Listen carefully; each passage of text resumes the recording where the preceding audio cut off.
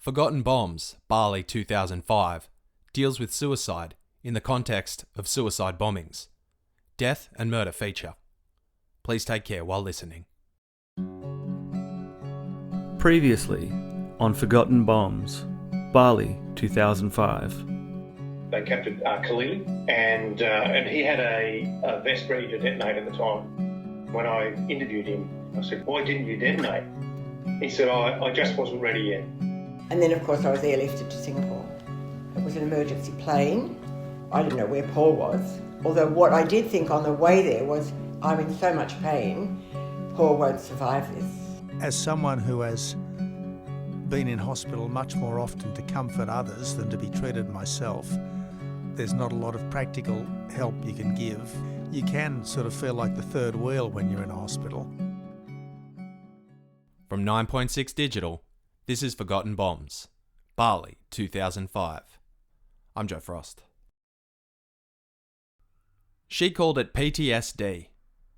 I guess I'd heard of it before, but those letters in that order weren't on my radar in the early months of 2006. It was late in the Australian summer, following the October bombing, that I realised I wasn't dealing with things well. I picked up the phone and called Mum, explained there was no need to be concerned, but I needed help. Mum made a few calls, and a month or so later, I was in North Sydney seeing a psychologist. This woman had treated people who had been in the 2002 Bali bombing. She opened our first session saying, "I've been wondering when I was going to see you." It was great. In the first few minutes, she'd touched on all the things I was worried about. My sleep, my risk-taking behaviours, my drinking. That stuff is common for a lot of 20-year-old Aussies. I was making plenty of the same mistakes as my mates, often in tandem. But this was more than growing up. I didn't like the choices I was making, who I was becoming. We talked about a lot of things over our sessions, including post-traumatic stress disorder. According to the Mayo Clinic, PTSD is, quote, caused by an extremely stressful or terrifying event, either being part of it or witnessing it. Symptoms may include flashbacks, nightmares, severe anxiety, and uncontrollable thoughts about the event. End quote. It wasn't perfect, but it was a summary that I felt wrapped up a lot of what was going on. But knowing what it is isn't the same as being on top of it. I worked at a bar in town, at the old Customs House building on Newcastle Harbour. On New Year's Eve, as the fireworks began, I looked up, felt a little tense, but got on with things. I turned my back as a particularly large one went off. Bang! I dropped to the floor, mid-shift, on the busiest night of the year. In the small hours of a different night, I woke up on my mattress on the floor bed, a half-drunk beer spilled next to a candle burning. I learned from that mistake, didn't light any more candles, but the half-drunk beers remained a feature. When the Socceroos played Croatia in the 2006 World Cup, there was a crowd of thousands watching on the big screen at Wheeler Place, next to Newcastle's City Hall, as Harry Kewell scored a 79th minute goal to take us to the finals. I left before half-time. Too many people. Too many backpacks. Of course, the other side of PTSD is post-traumatic growth. In short, it's the idea that trauma can also provide new understanding about the world, about yourself, about how you want to live your life. It took time. Any growth that's worthwhile does. I had to learn to help myself, and a lot of people were very patient with me. I won't preach about doing the work. I'll just say that talking about it helped. For me, talking about things always helps. And I have great family and friends who are generous in lending a sympathetic ear. But some junk is worth taking to the tip. Finding the right professional to speak to, someone you click with, can take time, but in my experience, it's been well worth it. Last New Year's, my family and I had a picnic with good friends on the harbour, in front of the old Customs House building. There were thousands of people, and from all over the world. Everyone brought picnics, so it was littered with backpacks. We stayed late, ate well, drank soft drinks, chatted to people, had an awesome night. The 9 o'clock fireworks began, and my daughter said to me, "I don't like it, Daddy." I crouched down to her, Nah, me neither.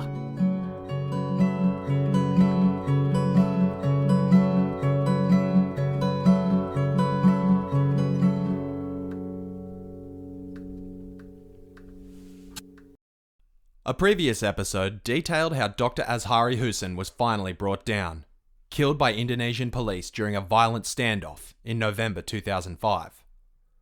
As to how the police had managed to find Azhari, holed up in a safe house in Java, he had been given up by a member of his network named Muhammad Khalili.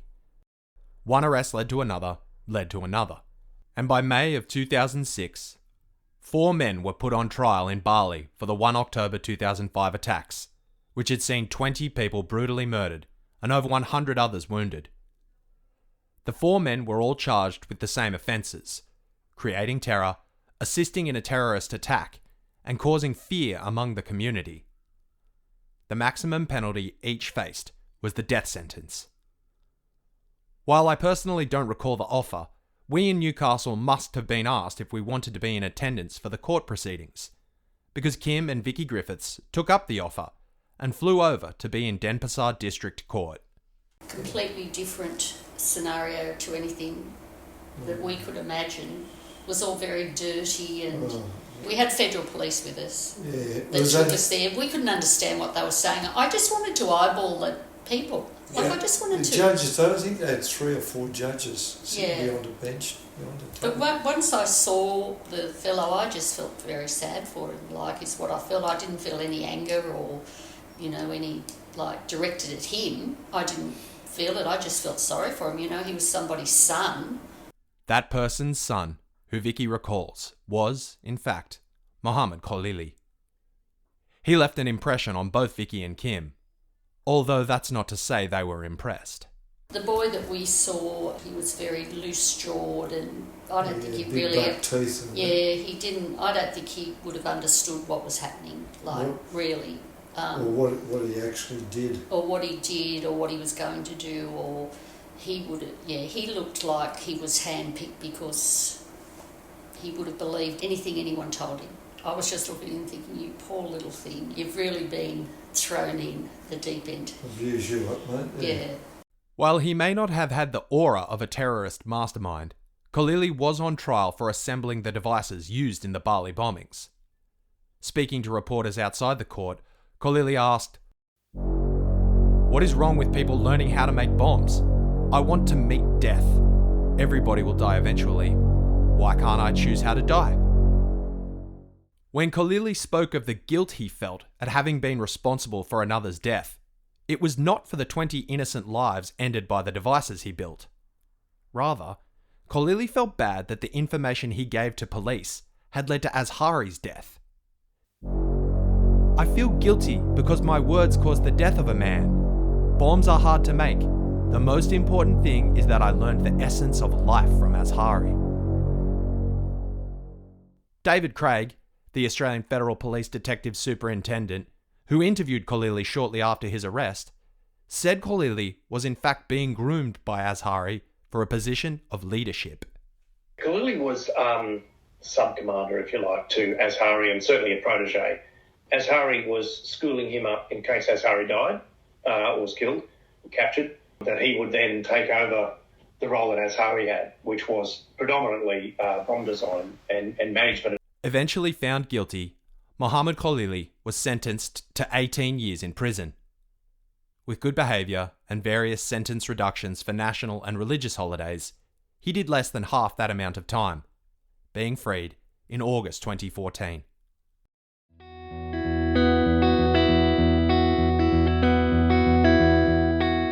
Also on trial was Anif Solkhanouddin. You'll recall from earlier episodes that the suicide bombers in Noordin Top and Azhari's network were called bridegrooms, a code name chosen as a nod to the fact they would all find new wives once their mission was complete and they made their way to eternal paradise. It feels like a none too subtle form of reinforcing to these recruits that what they are doing is the right thing, their codename doubling as a reminder of the reward that awaits at the end of the mission. There were 3 bridegrooms in the 2005 Bali bombing. Anif Solkhanouddin was supposed to have been the 4th. Exactly where he would have targeted is not confirmed, although possibilities include the memorial to the first Bali bombing. However, while only 24 years old at the time of his arrest, Noordin was an experienced soldier, having fought in the civil conflict that had been raging for years in Indonesia's Maluku Islands. So he was given a reprieve, Noordin and Azhari deciding a veteran such as Noordin could be useful in training recruits. Having told the judge he wanted to be a suicide bomber because he would be escorted to heaven by 70 goddesses and then able to help 70 of his family members, the judge had follow-up questions.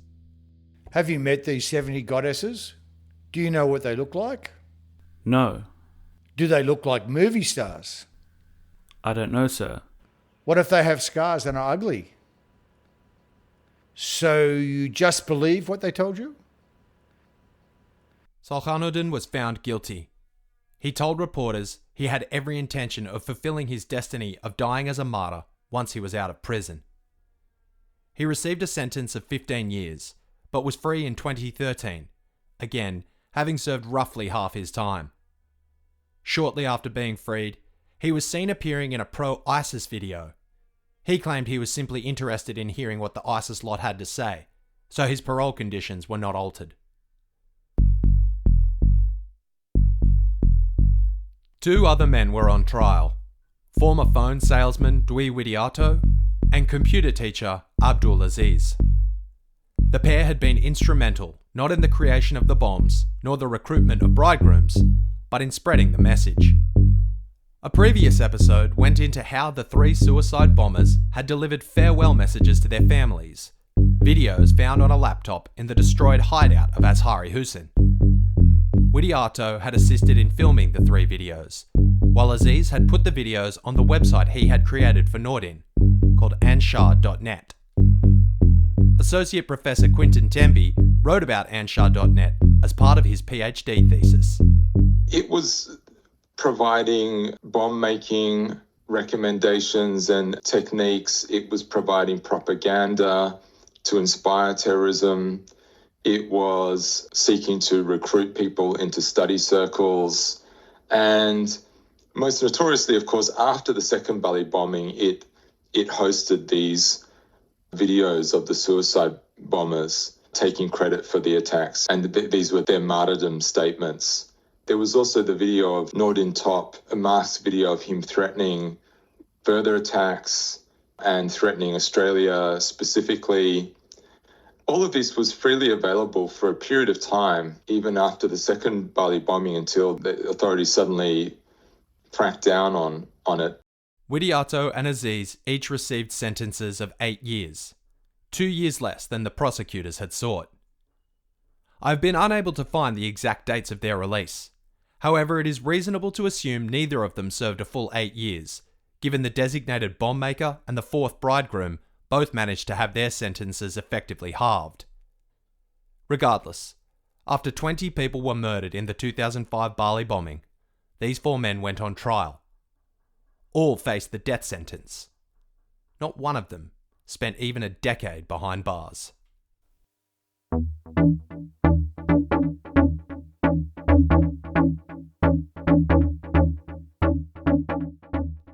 It would not be fair to say that the Indonesian authorities were lax in seeking justice for the 2005 Bali bombings. In April 2006, Indonesia's dedicated anti-terror unit, known as Detachment 88, stormed a safe house in Wonosobo, central Java. 2 members of Noordin's organisation, known as Jabir and Abdul Hadi, were killed.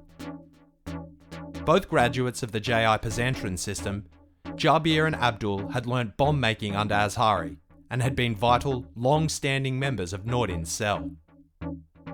You'll recall from a previous episode that Jabir had been the man to recruit Saleh Firdos, and, indeed, police believe he had been the man to build the bomb Saleh had used when he walked onto Jimbaran Beach.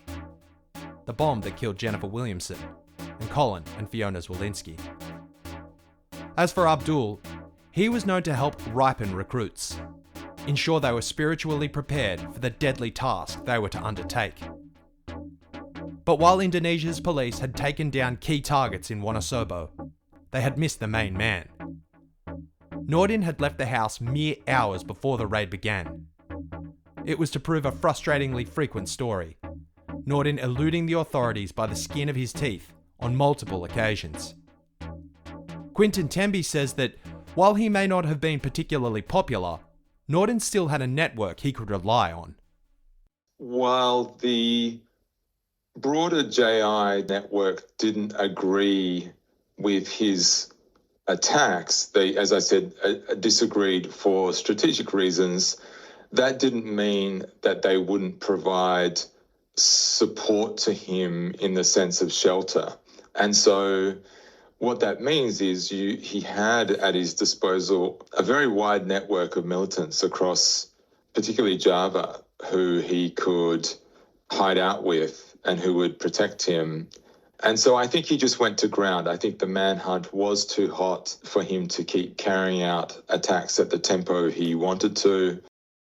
The manhunt for Noordin was not limited to Indonesia either. In February 2006, the FBI updated their Seeking Information Terrorism list, which is one of the FBI's most wanted lists. Noordin was now officially wanted by the most powerful country in the world. And yet this former car mechanic managed to continue to evade capture by Indonesia, Australia, and even America. As to how he managed to stay a step ahead of the police, generally speaking, it was by relatively simple means. There's an interesting account of Noordin constantly shifting the safe houses he was staying in, shifting from safe house to safe house, often in the Islamic boarding school network in Java, and at one point staying in a isolated room at an Islamic boarding school that was dedicated for people who were possessed by evil spirits, by jinn. Former AFP officer David Craig said while Noordin used email to communicate among his network, they never actually sent anything. Yeah, the shared internet accounts so that they could go into drafts, write a draft, save it, and then one other member of their group would be able to do the same thing, log in from somewhere else, get in, but there's nothing actually transmitted. So it put us at a big disadvantage. If something's not actually sent anywhere, you can't intercept it. So this was a ingenious way in a poor circumstance to use a low-tech option to actually communicate very effectively. These means of avoiding capture were key features during Noordin's early time on the run.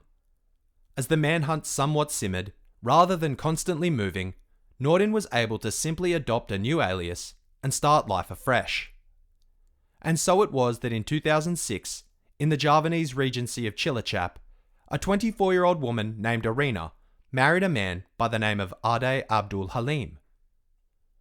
Arena had been introduced to this suitor by her father, Baradin, who was the founder of a local pesantren. Ade Abdul Halim, of course, was really Noordin Top. He remarried. He married the daughter of a Jemaah Islamiyah elder man, married his daughter under a different name, and sort of used that marriage as camouflage, living in an isolated village in rural Java. Yeah, I mean, I think Indonesia is such a large place, and these militant networks have such a strong history in some of these places that is, if you're not trying to carry out attacks and you just stop doing things, you can effectively avoid the authorities for many years. And I think that's what Noordin found, and that's what he did. Arena has always claimed that this is how she came to meet, marry, and bear 2 children to Ade Abdul Halim. That her father, the head teacher and founder of an Islamic boarding school, had introduced her to Halim, and despite his frequent absences from their family home, she never suspected her husband was an internationally wanted terrorist. Maybe it's plausible because these militants did typically operate on a need-to-know basis. However, the senior women involved in jihadist families, even if they weren't operationally involved, often they were crucial sort of human intelligence behind the operations. And I mean, I've seen that myself in the field work I've done, where I've been talking to a senior JI militant and found him checking things and consulting with his wife in the background, and that would maybe never show up in an intelligence assessment of how the guy operated, but that was what I saw on the ground. And so the idea that the wife would have just been some completely oblivious partner is less likely with someone like Noordin, but then that doesn't necessarily mean she would have known the details of his operations and that kind of thing. We have no real way of knowing if Irina was aware or not of her husband's true identity. But along with her husband being a terrorist mastermind in disguise, and her father running a notorious pesantren, Irina's first cousin, known as Sabit, was yet another man wanted by Indonesian police for matters relating to terrorism.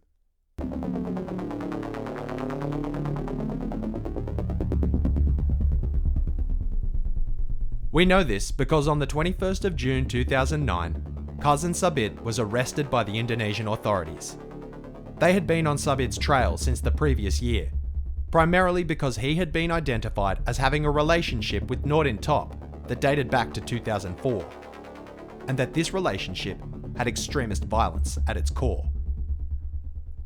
Sabit's arrest and interrogation led to police raiding the home of his uncle, that is, Irina's father, Baradin.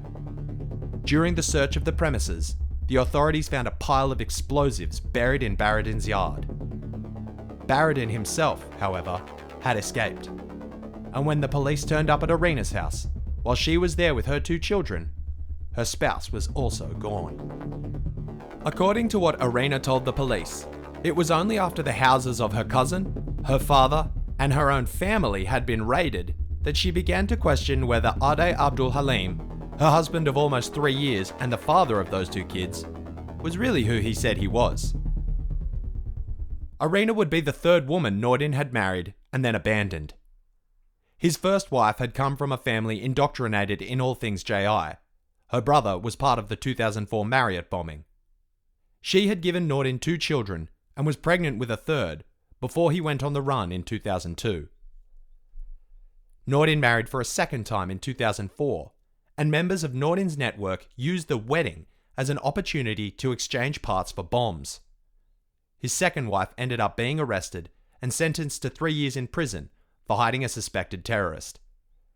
And, according to a police source interviewed by the Jakarta Globe, Noordin had married Irina to keep her father, Baradin, loyal to his own cause. So each of these marriages may have served a tactical purpose.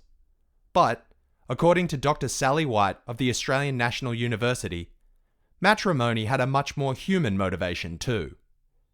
These are Dr. White's words, although not her voice. Noordin's marriages gave him the opportunity to lead a normal life, to relax and feel himself part of a family, for short periods of time at least. Noordin was on the run for over 7 years, hence the psychological importance of having a comparatively safe home base, not to mention a legitimate sexual outlet. Eventually, Irina was declared to be a witness, rather than a suspect, in hiding Noordin. So Noordin had got away. Again.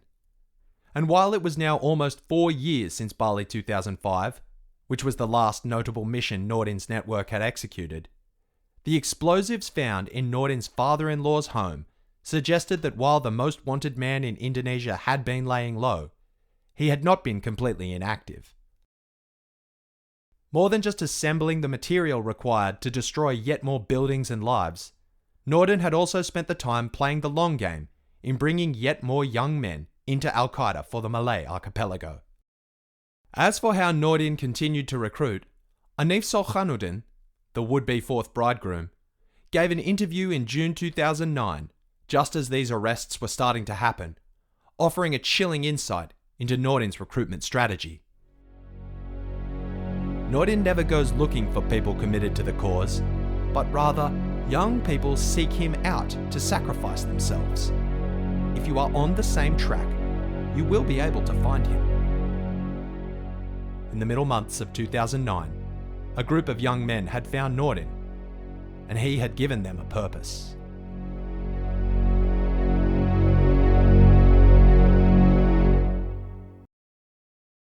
On October 2, 2005, the day after the bombing, Penny and Paul Anasich had been flown to Singapore to receive urgent, life-saving medical attention. Penny recalls the treatment being long and arduous, particularly for her husband. When I was in intensive care, initially I didn't go over to visit him because I couldn't. But after a few days, I did go over, and he had instruments down his throat to breathe, and he was in a coma. He was whether he'd make it through the night. A priest even came one night to sort of say, do we want to say prayers for Paul? I remember that happening because I didn't know the proper things on the Catholic rosary, but I said we're Catholics. He also got infections, so it was unsure whether he would live for quite a while. Even once I went down to my room a week later, occasionally I went up to visit him. He couldn't write, he couldn't speak at the time, so he just made signs. I remember I read, "I love you." Penny kept a diary throughout this time, and as her confidence in her husband's survival grew, a new concern arose. I just was looking through that diary and it said, call at the desk to discuss the mounting costs on about day 3. So the costs were enormous, and I thought we were going to be paying millions when we got home. I was very worried about that at the time, but actually that was all covered, mine by the British government and Paul by the Australian government. The costs were covered. For many of the survivors who had been flown to Darwin, while not as intense, treatment was similarly lengthy. Alida Lederwash had received a piece of shrapnel to her leg, which had been removed in Bali, but the operation had resulted in a serious infection and the development of compartment syndrome, all of which meant Alida's wounded leg needed to be cut open again. So they opened it from my ankle to my knee, so pretty big incision, and from what I was told, they effectively washed out the bacteria. They didn't realise it would heal so well because they spoke about where I wanted to get skin grafted from. So I chose my bottom, and so I was expecting to have a leg that was bigger than my other leg because they didn't think they'd be able to close it up completely. But it was very effective, and it took a number of weeks, but it went back down to its normal size, and so they were able to stitch it up without grafting. An artist, part of Alida's self-prescribed treatment for her wound, was picking up a pencil and paper. It was also, from an artist's point of view, pretty fascinating. I'd never seen the inside of a leg before. That's when, fortunately, my boyfriend's auntie had sent pencils and a beautiful drawing journal over, which was unbelievably thoughtful and actually really helpful, I think, because I effectively gave myself art therapy. So I had 6 operations, I think, and during or after each one, I drew my leg. And it gave me something to focus on. It's like a meditation. Anything that you're focused fully on, the one thing, is meditating. So it became, a really nice process. And red and blue were my favourite colours to draw with, interestingly, at the time. So had the blue stitches and the red blood went quite well. For Jenny and Eric Pillar, the initial concerns regarding physical injury were extremely serious. However, as the wounds healed, a different issue came to the fore. And he was in hospital for about 6 weeks, and then he came home, and we'd had nothing to ever, didn't know anything about mental health at all, and it was from that then on for the next 5 years that it was just consumed our life. Like once the wounds were all healed, it was like this, what the hell's going on? A quiet and considered man, Eric was suddenly talking all hours of the night and day, using eBay to go on extravagant shopping sprees, calling into national radio programs, and he was in no state to go to work. Eric worked for a company that was unbelievable, and so he was fully paid. Anything we needed, they were bent over backwards to help us. You virtually didn't work, did you, for 5 years? He did, but off and on. He spent a lot of time in and out of hospital. And eventually we found a guy who changed our lives, and he sent Eric to St John of God in Sydney, and he spent 3 months there.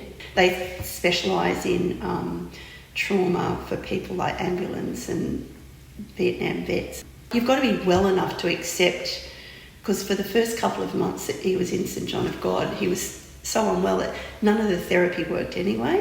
But when it worked, when you've got the timing right and you're ready to do it, it worked, didn't it? So did they come up with a diagnosis for what was happening, or was it bipolar and PTSD? PTSD, and because then when he went into the hospital and they were like, oh, he's diagnosed with bipolar, and I was like, even that word was like, what? Yeah. He doesn't have bipolar. And they explained that you only need to have one high episode and one low episode to be diagnosed with bipolar. He's never had that since, because the medication keeps him on that even. So they do say he's bipolar and PTSD. Yeah. And we've all got PTSD, really.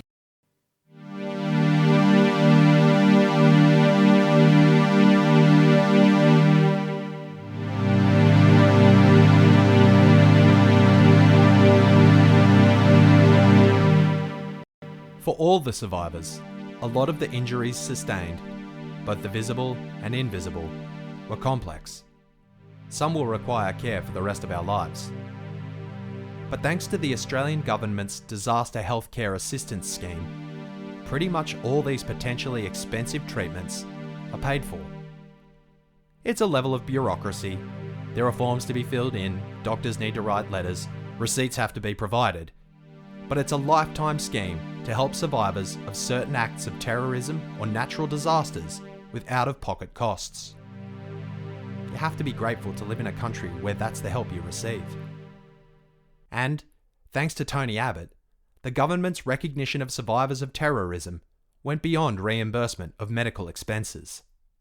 I was very conscious of the fact that this atrocity had not just killed people, but it had utterly upended the lives of the survivors, in some cases because they were bereaved of their nearest and dearest, in other cases because they were suffering very serious ongoing injuries and disabilities. And I thought, look, there's got to be a way of helping people. So if I am very severely injured as a result of a crime here in Australia, normally the state government will make a payment. It was about, at that point in time, $75,000, up to $75,000 for you or your next of kin if you had been killed. And I thought, well, if that's what happens to people who are the victims of crime in Australia, surely there should be something comparable for the victims of crime overseas, particularly if it was a crime that had been committed as an act of terrorism against Australians.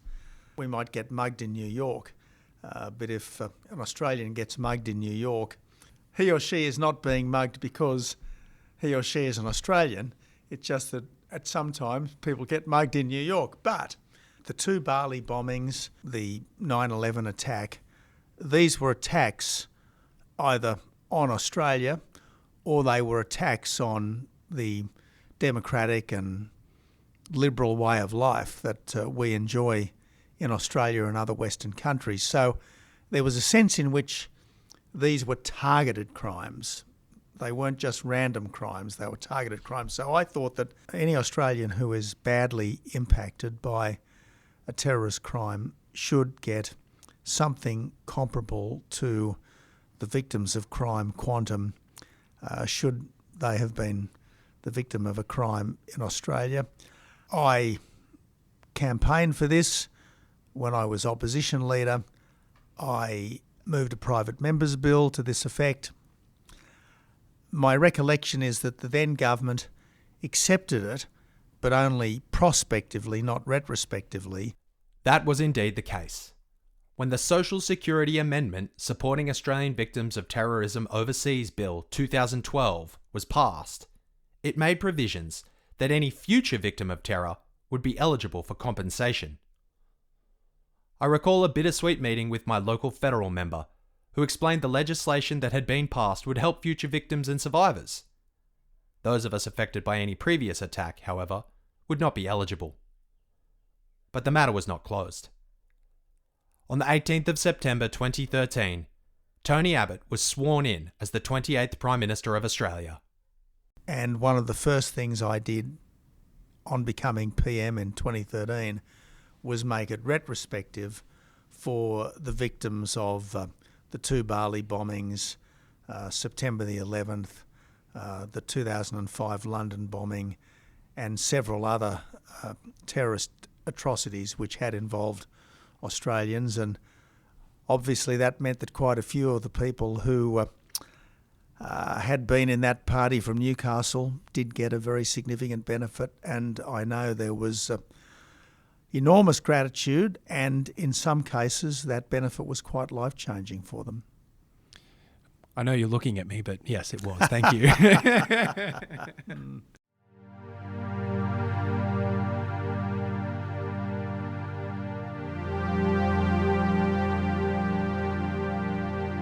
I had struggled with applying for the compensation money. I had been so well taken care of, and the rest of my family had escaped without injury. I didn't think I deserved it.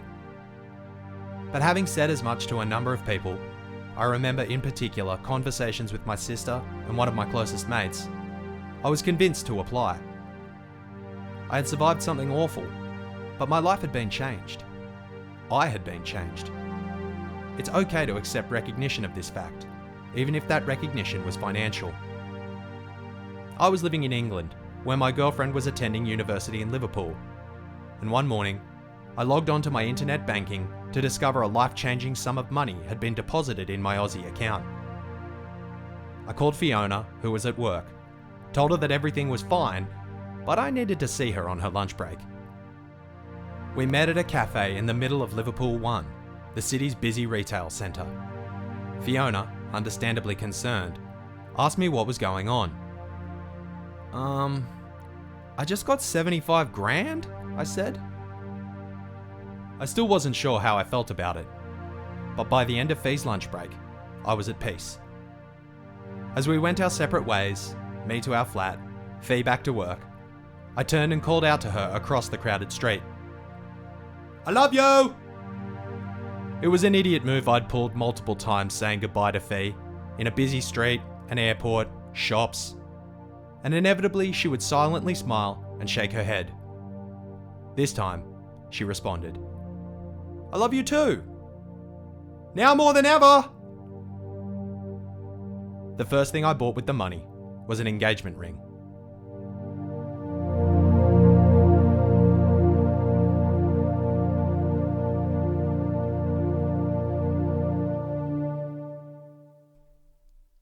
Next time, on the season finale of Forgotten Bombs, Bali 2005.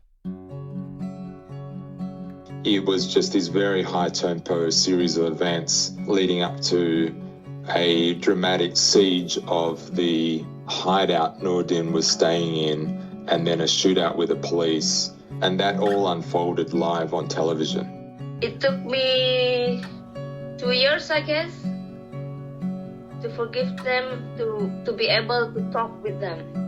And so you work directly with the ex-terrorists yourself? Yes, we can work together and make friends with them. Within days of him getting back, he said, oh, look, we've got to be strong and we can't let this get to us. And I was like, no, don't be ridiculous. You don't need to go back. You know, you need it here. Like, because I'd just got out of hospital and he was talking about going back. Forgotten Bombs, Bali 2005 is written, produced and presented by me, Joe Frost. Audio production by Elliot Beavis. Original music by Dan Flegg.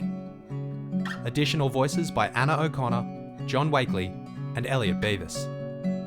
You can find David Craig on Instagram at official Dr. David Craig. Our cover art is by Alita Letterwash. You can see her painting in full as well as a list of sources, episode transcripts and photos on our website, 9.6.com.au. That's number 9, POINT, number 6. Special thanks to my family. All the thanks to Fiona. Happy birthday, Harry. We love you. Forgotten Bombs is a 9.6 digital production.